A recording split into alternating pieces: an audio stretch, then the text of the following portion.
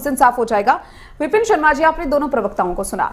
एक तरफ जिस तरीके से पहले चरण के चुनाव को लेकर जो प्रतिशत सामने आए, कहीं ना कहीं वो बहुत कुछ बयां करता हुआ दिखाई दे रहा है। बीजेपी प्रवक्ता का कहना है कि एक्सपेक्टेशंस अब हाई हो गई हैं, और कांग्रेस प्रवक्ता कह रहे हैं कि उन्होंने बहुत काम किया है, उसके बलबूते पर कहीं ना कहीं उनकी यही अपेक्षा है, यही एक्सपेक्टेशन वो जनता से करें कि उन्हीं की सरकार सत्ता में आए। दीपिका जी, आपका सवाल बहुत अहमियत रखता है, और जैसे कहावत है पुरानी, दूध का चला छाछ भी फूक फूक के पीता है। क्योंकि 2024 के लोकसभा के चुनावों का जब आकलन करा जा रहा था, चुनावी पंडित अपने अपना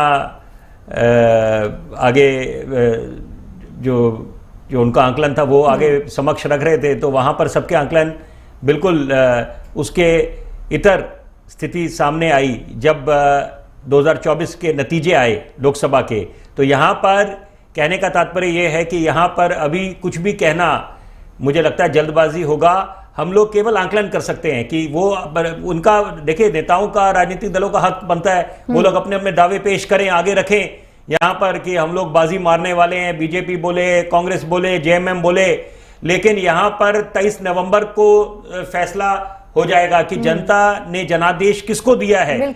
और ये भी बात को आप नकार नहीं सकते कि स्पष्ट बहुमत वाली स्थिति नहीं है ऐसी, कि क्योंकि यहाँ पर गठबंधन में है सब कोई।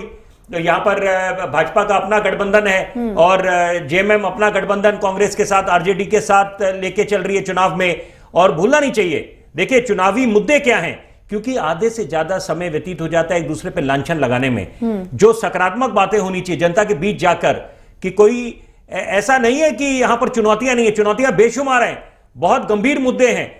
कि कुपोषण की बात करें सबसे पहले, और ड्रिंकिंग वाटर, यहां पर कितने घरों में ड्रिंकिंग टैप वाटर मिल रहा है। तो क्या ये हम एक तरफ नेता दावा करते हैं कि हम आपको चांद सितारे तक पहुंचा देंगे, वो तो दूर की बात कि आप पेरिस सिंगापुर के सपने दिखाएं, या दिल्ली में जैसे होता है कि झीलों का शहर बना देंगे, अलग अलग राजनीतिक दल अपना दावा पेश करते हैं, वो दूर की बात। जो मूलभूत सुविधाएं हैं, बिजली, सड़क, पानी, क्या वो आपने मुहैया कराई है एक आम आदमी को? कि अगर ड्रिंकिंग वाटर, टैप वाटर नहीं मिल पा रहा तो वो यानी कि कितना ज्वलंत मुद्दा बन जाता है। कुपोषण की बात है और भ्रष्टाचार की बात है। दूसरी बात है कि जो अवैध घुसपैठ की बात है वो कितना ज्वलंत मुद्दा है, क्योंकि भूलना नहीं चाहिए संसाधन सीमित है। तो यहां पर जब संसाधन सीमित है और वहां पर घुसपैठ की समस्या अपनी एक चुनौती बना देता है, तो यहां इसका मतलब है कि किस पे असर पड़ेगा, कि जो वहां के नागरिक हैं उनपे सीधा इसकी चोट पड़ेगी, कि वहां पर जब वो संसाधन उनके साथ बांटने पड़ेंगे। तो यानी कि इसका मतलब है कि आपको यहां पर सहूलियत की राजनीति से ऊपर उठकर सही मायने में अगर नेता रहनुमा हैं एक आम आदमी के, तो उनको उनके दृष्टिकोण से सोचना चाहिए, जनता की नब्ज समझनी चाहिए।